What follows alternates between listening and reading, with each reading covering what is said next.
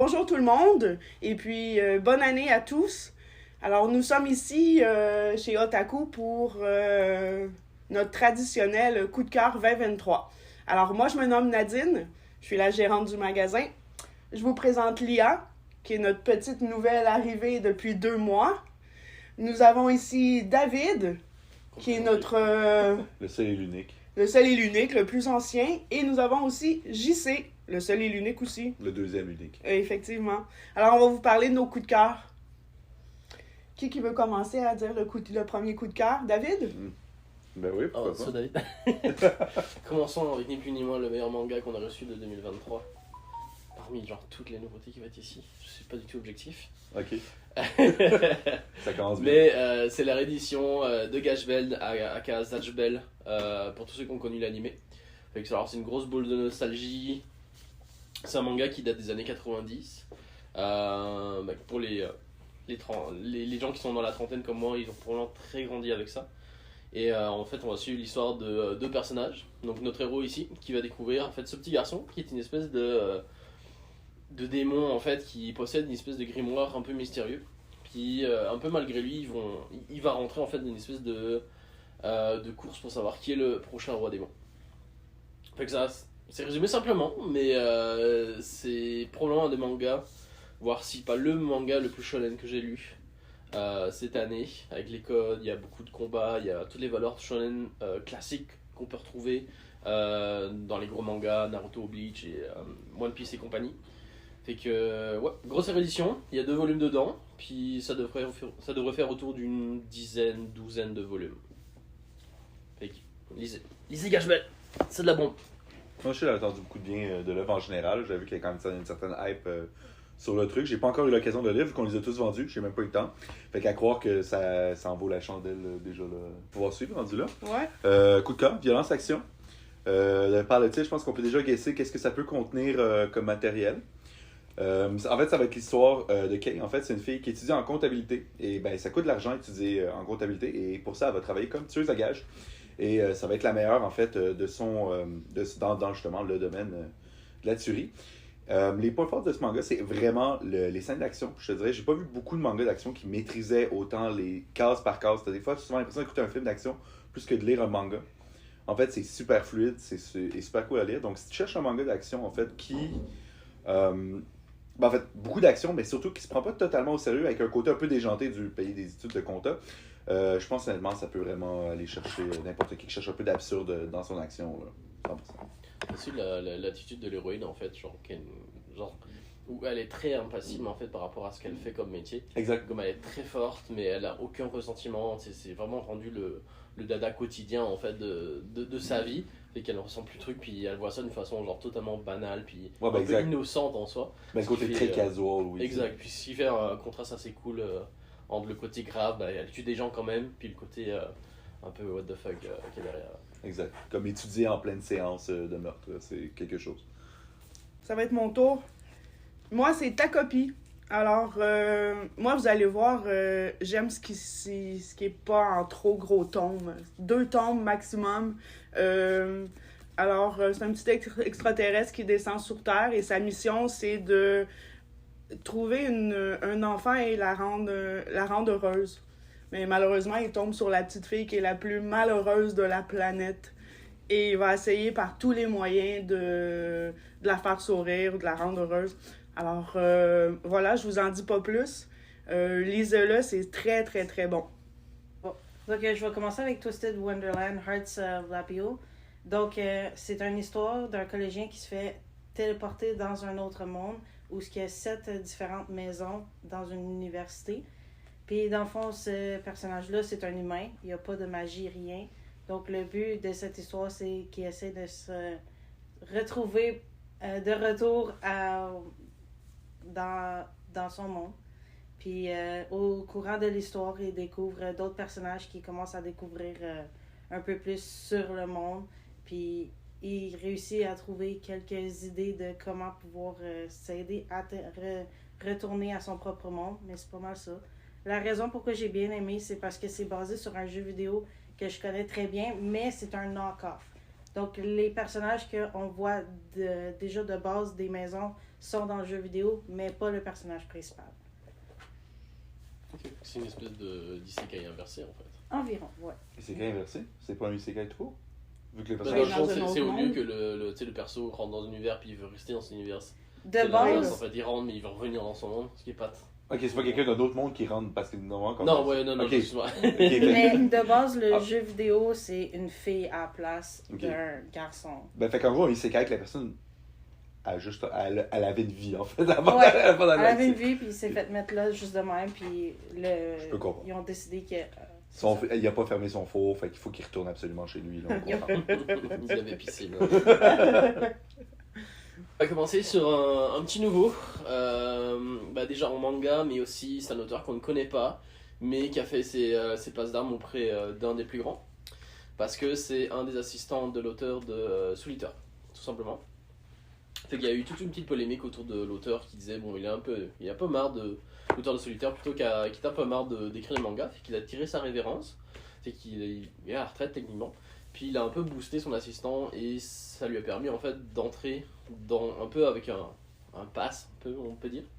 Mais c'est assez incroyable en fait. On retrouve vraiment le trait caractéristique de Soul Eater avec ce côté un peu déjanté, avec ses visages un peu déformés. Mais à l'extrême, fait que cet auteur-là arrive quand même à avoir une propre signature dans son dessin. Concernant l'histoire, on va suivre notre héros ici, qui vit dans un monde où les riches sont d'un côté et les pauvres sont d'un autre. Puis les pauvres vivent dans une espèce de bidonville. En fait. Et au bout de ce bidonville-là, en fait, il y a une espèce de gouffre en fait, où on voit pas le fond. Et c'est là où on garoche les déchets, mais aussi tout ce qui est criminel pour purger un peu la société. Puis on les met à la poubelle, littéralement. Donc c'est un peu ce qui va se passer pour notre héros, malgré lui, puisqu'il va être accusé à tort en fait, du mort de son mentor. Il va tomber au fond de la décharge, puis il va se rendre compte en fait que dans cet univers-là, en fait, la terre, le village où il était, c'est pas vraiment l'équivalent de la terre. En fait, c'est le village, puis là où il y a les riches, c'est une espèce de cité volante en fait. Puis en dessous, là où il y a les charges, c'est vraiment la terre en fait. Et il y a des créatures qui sont composées de déchets qui attaquent, fait que c'est un peu la jungle, puis c'est un peu chacun pour soi. C'est juste que notre héros va avoir un certain pouvoir, c'est qu'il va être capable de animer en fait tout ce qui touche grâce à sa volonté. Et il va se faire recruter par des mercenaires qui eux luttent justement pour pouvoir abolir toutes ces injustices et pouvoir remonter à la surface. Fait que c'est très cool. Je vous invite à aller checker les... je sais même pas si on peut le montrer à la caméra, mais c'est assez cool en soi comme... Ouais, non, c'était très dynamique. Tout ce qui était les scènes d'action, Ouais. ça avait un bon flow. Le dessin est cool, il y a beaucoup d'action, puis ça bouge beaucoup, l'histoire avance bien et vite. C'est pas précipité, fait que c'est vraiment bien écrit, bien maîtrisé en soi. Donc, on va suivre avec Inamatsuri, aussi qui est un manga comédie tranche de vie avec une petite couche de surnaturel. En fait, on va suivre Nita, qui est un yakuza, et qui vit sa vie tranquillement jusqu'au jour où il va recevoir en fait une météorite chez lui. Mais la météorite s'avère en fait être une petite fille dans un caisson en métal. En la libérant, en fait, il va se rendre compte que la fille, en fait, est une espère, un peu un psychique, vraiment quelqu'un qui a de l'éviter des objets avec sa pensée. Fait que là, il va un peu se retrouver à devoir s'occuper de cette fille qui a aucune un peu de notion de c'est quoi un peu du bien et du mal. Fait que c'est lui qui va comme un peu tout lui apprendre la vie, puis c'est un peu l'apprendre sur son aile. C'est une histoire super touchante, mais aussi super drôle. Les dessins sont géniaux pour justement transmettre les émotions, le côté absurde de l'histoire. Il voit aussi la fille qui s'en va une journée accompagner son père au travail, mais ton père c'est un yakuza, fait que c'est comme aller demander du remboursement et tout avec une fillette de 5 ans, c'est toujours un côté un petit peu cocasse. Fait que si on a envie vraiment d'une histoire un peu plus légère et qui se lit facilement avec le sourire aux lèvres, Inamatsuri c'est vraiment le top, je dirais, là, cette année pour ça. Encore ce côté... j'ai refait quoi avec Lance Action ce côté un peu décalé entre le côté très sombre, très trash, parce que c'est le monde de Yakuza, puis c'est une gamine puis qui fait un peu sa loi parce que genre elle est juste trop forte en fait. Exact. Et encore une fois, t'as ce côté décalé qui est vraiment très très cool. Je pense qu'on commence à trouver une tangente avec ce que j'apprécie. Moi, un petit Kuro. Alors, c'est l'histoire de Coco, une jeune fille qui habite seul dans son manoir avec son chat Kuro. Et puis une journée, ben, son chat va disparaître. Et puis, ben, Coco est super triste, elle va le chercher une couple de jours et éventuellement, ben, Kuro réapparaît, mais totalement changé. Puis, ce qui est drôle, c'est que Coco ne s'aperçoit pas que le chat a changé. Elle est convaincue que son chat est resté de la même. Alors, voilà. Mais il a changé de quelle façon? Ben, il a changé complètement. Oui, on le sait, mais... Ça ressemble même plus à un chat. Non, ça ressemble plus à un chat, ça va ressembler à une boule. Genre monstrueuse. Ok, c'est pas il a changé en comportement, il a changé... Non, il a changé physiquement, genre, tu sais, il y a plus de... Ses yeux sont souvent fermés, il y a une genre de grosse bouche avec plein de dents alentour, mais la petite fille, elle le voit pas, mais pas du tout. Elle s'aperçoit pas que son chat est rendu un monstre. Fait que voilà. Fait qu'il va arriver plein de petites choses au fil des livres, au fil des tomes, qui est assez drôle, qui est assez cocasse. Fait qu'à lire. C'est très, très léger. Puis... mais si vous regardez les dessins et tout, ça ressemble pas mal aussi à The Shadow House, qui est le même auteur et tout. C'est la même, ouais, c'est le même auteur. Vraiment très très cool. Voilà. Série, en plus, c'est une petite série, je pense que c'est 4 ou 5 tomes. C'est 3 tomes? 3 tomes. Ah, ben parfait. Ok. Écoute. Je vais voir me lire. Alors, mon prochain aussi, c'est Burn the House Down. Joyeux. Qui est vraiment bien. C'est l'histoire d'une famille une jeune famille qui perd la maison. Leur maison brûle. Et puis, une couple d'années plus tard, ben, la jeune fille décide d'essayer de trouver qui a brûlé la maison. Parce qu'au début, ben, c'est sa mère qui se rend coupable d'avoir mis le feu. Alors, un petit peu, quand elle devient adulte, elle cherche vraiment qui a mis le feu à la maison et elle décide de s'introduire dans la famille de cette personne-là qui a mis le feu. Alors, très bon suspense, je sais pas. Je sais pas où tu le mettrais. C'est ben, pas, suspense, ouais, définitivement. suspense. Ça, avec une quête de vengeance qui, finalement, genre, elle va apprendre à connaître les autres membres de la les famille. autres membres, exact. Et tu vas voir qu'au bout du compte, je suppose que il va y avoir de l'attachement, il va y avoir grosse extension. Exactement. Ses plans vont potentiellement changer. Puis j'imagine qu'on va faire la part des choses en mode genre j'ai sa mère ou pour être avancé un peu plus loin dans l'histoire, je me suis rendu au tome 3 et pour vrai ça reste suspense tout le long. Il y a pas ouais, c'est juste que quand tu crois que ça va quelque part puis ça allait complètement de l'autre côté, c'est ouais. Non. Fait que un très bon petit manga. Il y a une série Netflix. Oui. Il y a une série Netflix, effectivement, en live action qui est sortie, qui est terminée en plus. Fait que toutes les tomes sont sur Netflix aussi. Fait que si vous voulez vous spoiler, vous savez où aller. Exactement. Bon, alors, madame. Moi, mon prochain coup de cœur, c'est Honey Blood en français. Mais là, j'ai pris le livre en anglais, c'est Bloody Sweet. Dans le fond, ça suit une collégienne qui se fait souvent intimider par ses proches. Puis, dans le fond, à un moment donné, avec l'école, ils vont dans un endroit, puis elle découvre qu'il y a un vampire qui est juste là dans un coffre pour aucune raison, puis qu'elle fait venir en vie à tout nouveau avec son sang. Puis dans le fond, le but de l'histoire, c'est d'essayer de retrouver le courage en soi, puis dans le fond, s'aimer elle-même. Puis dans le fond, c'est ça. Le vampire, il l'aide pour ça. Bon. Le prochain, c'est Miyabishi no Omniyoji. Il est sorti, je pense, en novembre-décembre. Il est quand même très nouveau, mais je l'ai vraiment bien aimé.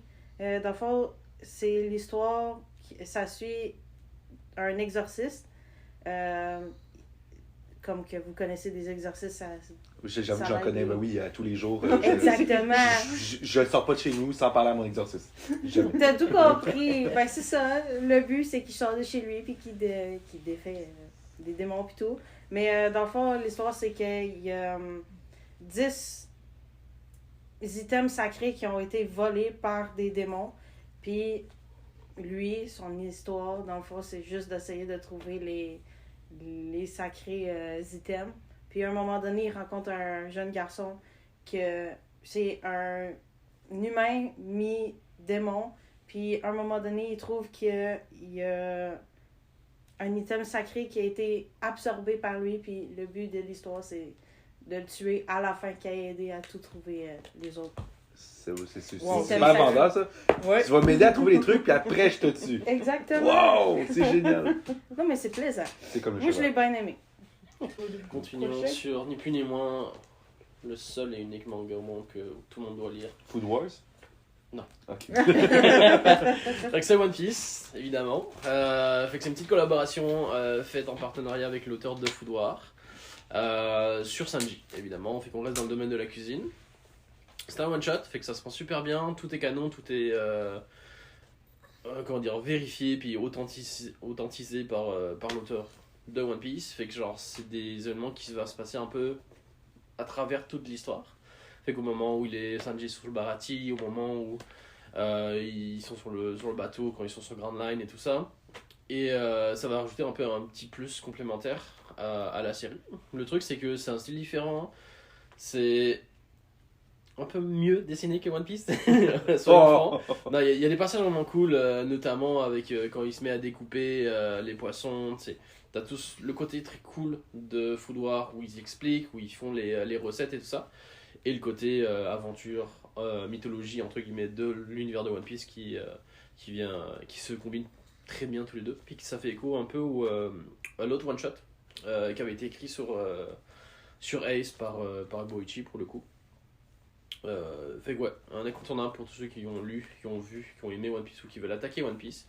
Peut-être pas pour les débutants, faut au moins quand même être pas mal loin dans la série.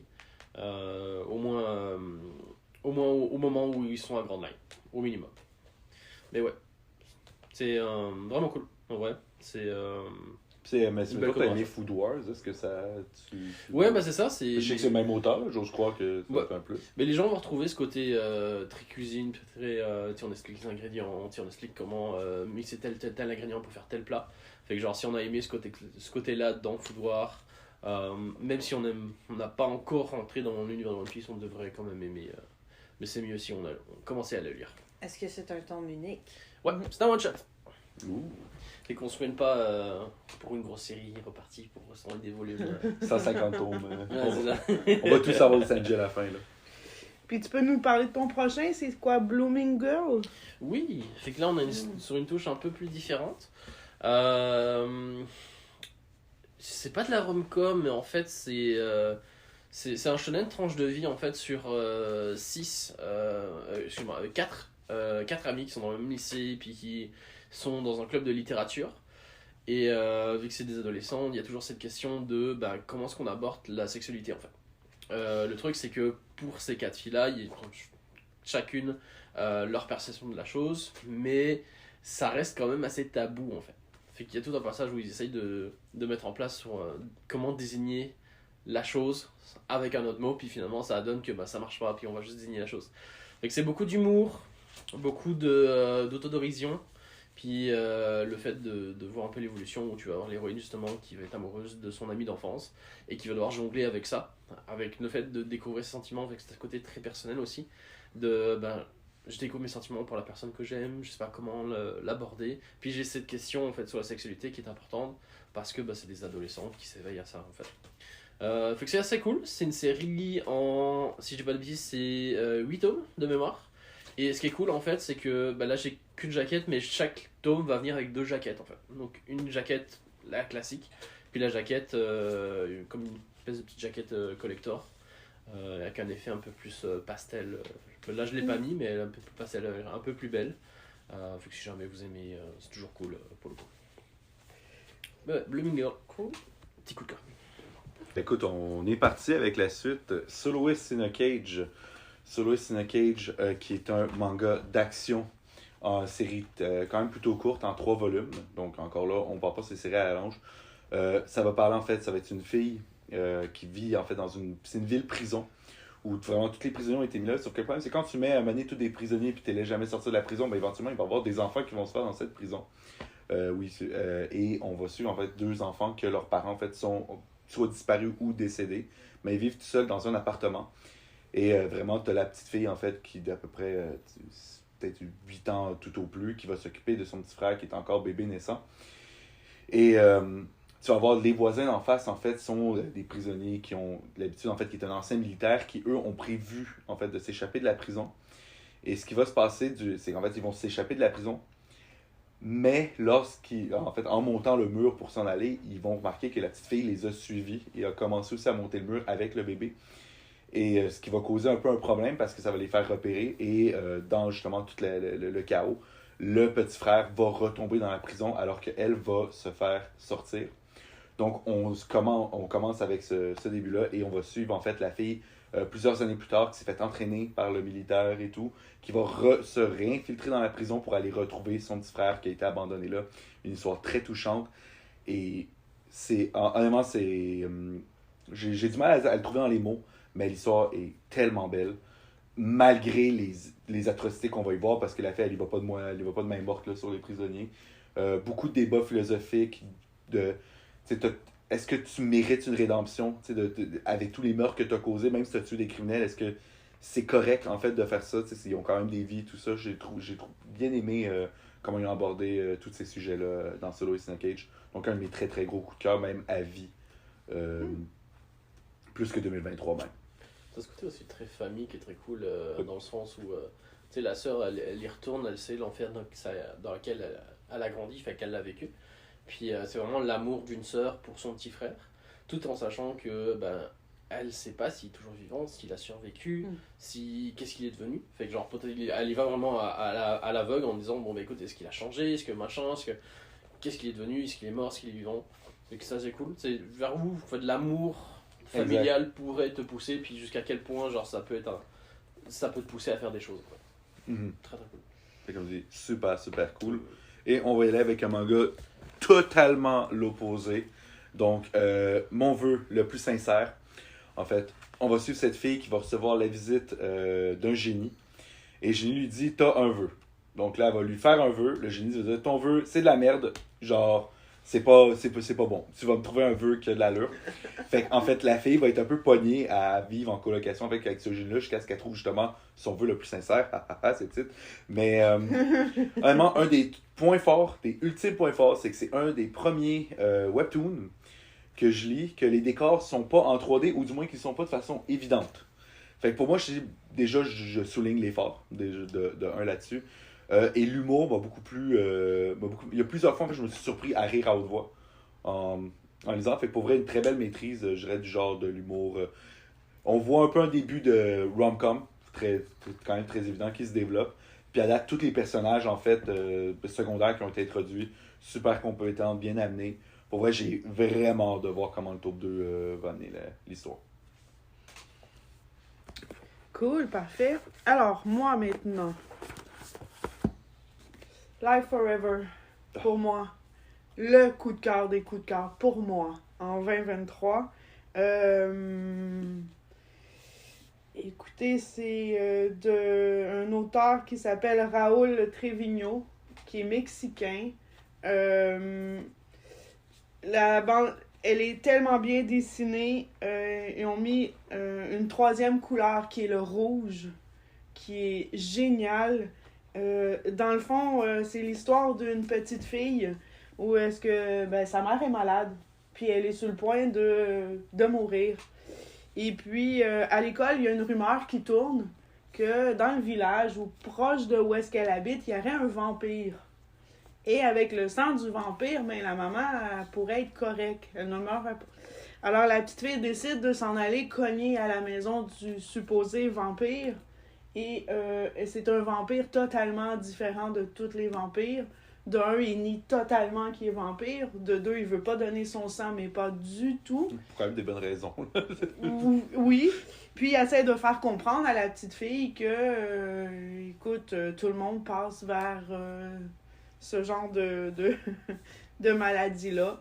Et puis, vraiment, petit coup de cœur génial. Le tome 2 devrait sortir. C'est mon attente pour 2024. J'ai tellement hâte qu'il sorte. Alors voilà. C'est à lire si vous l'avez pas lu. Non, je l'ai lu. C'était vraiment, là, très belle surprise, je suis d'accord. C'est une super, super surprise. Ouais. Et voilà. Madame? Ok. Bon, moi, j'ai choisi The Summer Hikaru Died. Dans le fond, c'est l'histoire de... Comment il est mort? Oui.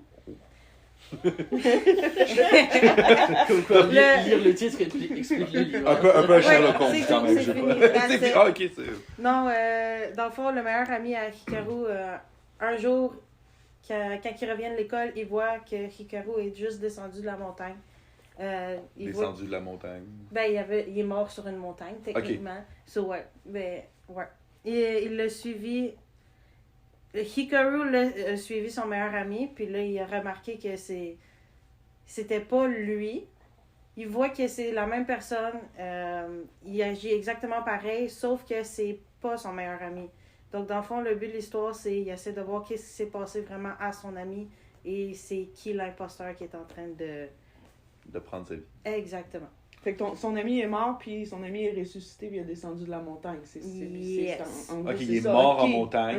ok. Puis là, t'as quelque chose qui est revenu qui est pas son ami, mais.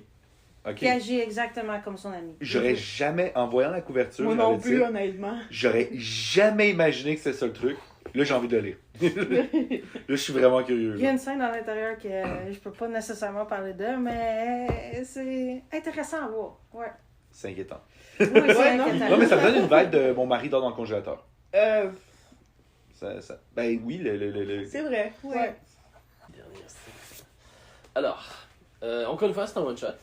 C'est un auteur que j'aime énormément. Fait que c'est Nagabe, c'est l'auteur qui fait L'Enfant et le Maudit.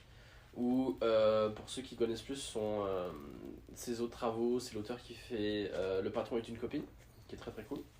Fait qu'on va suivre en fond ces deux étudiants-là. Donc lui qui commence dans son nouvelle école, nouveau truc, dans sa nouvelle classe, et qui a toujours un peu peur en fait, de sociabiliser avec les gens à cause de sa queue en fait. Donc c'est un lézard, puis sa queue en fait cette espèce de lézard là en fait a une espèce de bleu scintillant qui est vraiment très cool. Puis dans les autres écoles il s'est toujours fait persécuter à cause de cette différence. Fait que depuis il la cache dans une espèce de poche en fait, puis il reste à l'écart de tout le monde.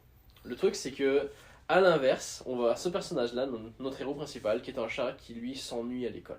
Jusqu'au moment où il va découvrir son nouveau camarade, qui va attiser sa curiosité en mode genre, mais pourquoi, machin, comment ça se fait que sa queue est dans une poche, je veux savoir. Fait que dans le fond, au fur et à mesure, en fait, il va un peu s'imposer dans la vie de notre héros. Et de fil en aiguille, à force d'imposer, à force de parler, à force de communiquer, ils vont se lier d'amitié. Puis c'est un peu l'histoire d'une belle amitié, puis contre versus ce côté un peu où les gens bullient les différences, puis que tout le monde n'est pas forcément les mêmes, puis que la différence n'est pas forcément une mauvaise chose. Fait que c'est très cool, un one shot. Nagabe, ça peut être cool pour découvrir l'auteur. Il fait beaucoup de choses anthropomorphiques en soi.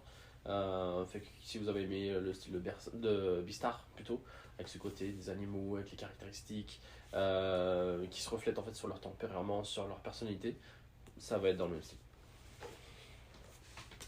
Et pour mon cinquième, Jumbo Max. Ici, Jumbo Max, on pourrait très facilement résumer avec Breaking Bad.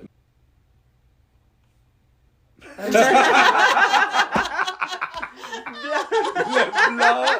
Petit disclaimer ici, c'est un seinen, on l'a vraiment avec une thématique certes beaucoup plus mature en fait que les autres séries que j'ai présentées tout à l'heure en fait. Jumbo Max, ça parle de quoi? Ça parle d'un monsieur, un pharmacien en fait, qui souffre en fait d'impuissance chronique depuis toute sa vie. Et un moment donné, en faisant le ménage d'un appartement en fait, d'une fille disparue, va trouver un sachet avec une pilule dedans. Et t'as le père en fait de la fille disparue en fait, qui va lui expliquer qu'en fait c'est un Viagra. Et notre personnage principal va dire écoutez, j'ai déjà essayé ça, anyway, ça marche pas du tout. Le gars il dit tu vas être surpris. Et le gars justement, il va être pour la première fois de sa vie en fait, qu'il va retrouver comme on dit sa puissance. Et là il va dire comment est-ce que je peux me retrouver cette drogue-là. Il va contacter le monsieur et il va s'embarquer en fait dans une espèce de quête pour recréer cette drogue et la vendre en fait au public. Donc vraiment quelqu'un qui commence une vie tout à fait honnête et qui est très bien parti en fait pour finir en vendre la drogue. Une très grosse vibe. Je pense beaucoup ont déjà allumé Breaking Bad. On peut pas l'éviter. C'est quand même très proche. Par contre, il y a une couple de nuances en fait que le personnage principal est beaucoup plus niais. En fait, c'est plus les personnages secondaires à côté en fait qui l'accompagnent dans le truc, qui vont qui sont, en fait, les... comment on explique? Mon Dieu. Qui sont un petit peu plus malicieux de son côté. Contrairement à Walter White, je sais qu'on Walter White commençait quand même honnête, mais il a quand même shifté très rapidement. Lui, j'ai pas l'impression qu'il va shifter. Puis en plus, si on ne parle pas du meth, on parle du Viagra, fait quand même... Le niveau de dégâts est un petit peu moindre. Donc, super cool comme série. J'ai très très hâte de voir comment ça continue. Ça va être une petite série. C'est une petite série, je me demandais justement. C'est moins de 10 tomes. Ouh. L'auteur a annoncé que ça ferait moins de 10 tomes. Ok, non, on sait pas encore. On ne sait pas encore. On a peut-être le prochain One Piece en loin. Peut-être. Mais on dit tomes. Et là, à la place, c'est le One Piece. Exactement. Alors, moi, je vais finir avec Blossom, qui est un one-shot. Alors, dans le fond, ce que ça parle, c'est que c'est une petite fille qui s'est toujours fait dire par les adultes qu'une fille devrait être en robe, devrait jouer du piano, devrait être hyper délicate. Mais malheureusement, Yufan, elle veut faire du sport. Elle veut faire pareil comme les garçons. Elle veut s'habiller pareil comme les garçons. Alors, mais elle le cache à ses parents parce qu'elle veut pas faire de peine à ses parents. Fait qu'elle elle part de la maison en robe et puis, ben, en cours de chemin, elle change totalement. Puis, la fin du manga est vraiment géniale. Je vous en dirai pas plus. Non, je vous en dirai pas plus. Venez le lire. Et puis, vraiment, en one-shot, c'est pour Mature aussi, c'est pour Seinen aussi. Alors, voilà, à faire. Ça, c'est cool parce que c'est un manga qui a quand même des sujets d'actualité.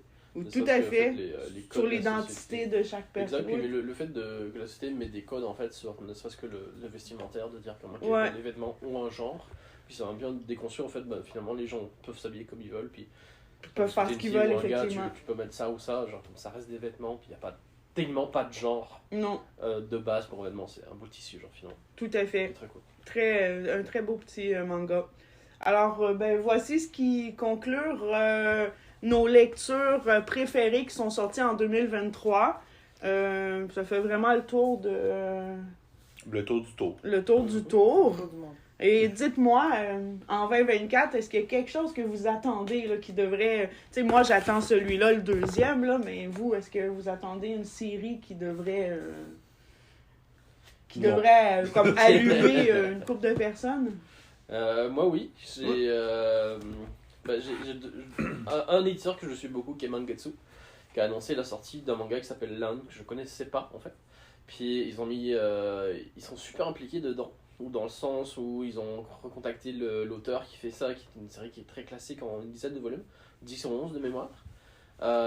Puis le truc c'est que la version française va avoir des covers spéciales pour l'édition française. Fait qu'ils ont recontacté l'auteur, ils ont fait une espèce de petite interview qui est disponible sur leur chaîne YouTube si jamais ça intéresse. Et ça montre en fait toute la création, comment est-ce qu'elle a décidé, les dessins qu'elle a pris, puis le fait que quand on les met côte à côte, ça va faire une magnifique fresque qui est une espèce de dragon, puis il y a quelques petits yokai et tout. Donc elle a l'air vraiment belle, ils le vendent vraiment super bien.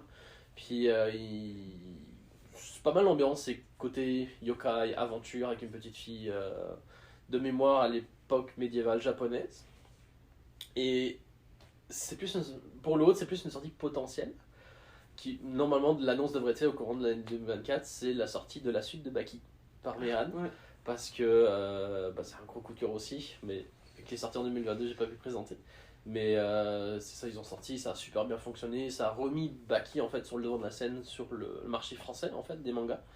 Et potentiellement qu'ils vont annoncer la suite parce que ça a super bien fonctionné, et puis j'ai hâte, vraiment hâte. Cool. Et toi, JC, est-ce que tu attends des... Ben, oui. Mais il y en a que c'est un suivi de série. En fait, c'est une série que je suis toujours, que j'attends les tomes à chaque année avec grande impatience. Que vous ne connaissez peut-être pas la série Grand Blue. En fait, j'attends avec impatience le tome 19 et 20.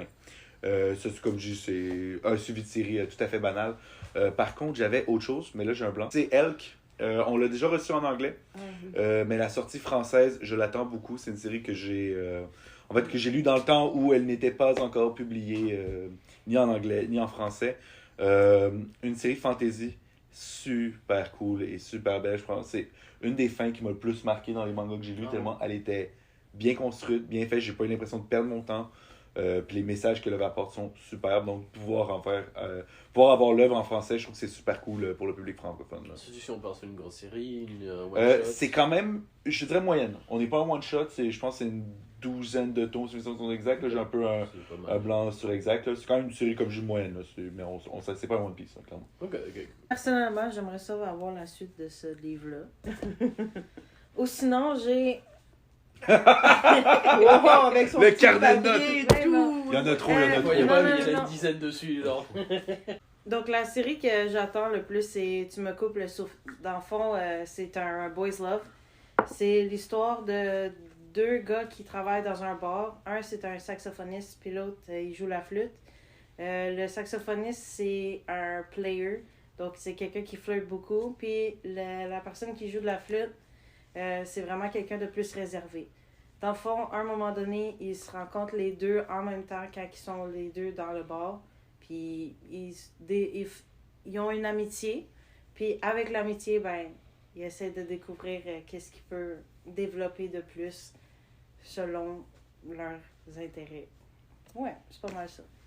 Alors, voici ce qui conclut notre récap de 2023. J'espère que vous avez aimé et j'espère que ça vous a donné le goût de vraiment de lire nos suggestions, nos coups de cœur à nous. Si vous voulez toujours en discuter avec nous, on est toujours là. Il y a toujours quelqu'un qui va pouvoir, qui va se faire un plaisir de discuter de quoi que ce soit avec vous. Dans les heures d'ouverture. Dans les heures d'ouverture, bien sûr. Ou pas. Si on se croise dans la rue, ça me fait plaisir. Alors, encore une fois, on vous souhaite une bonne Bonne année! année!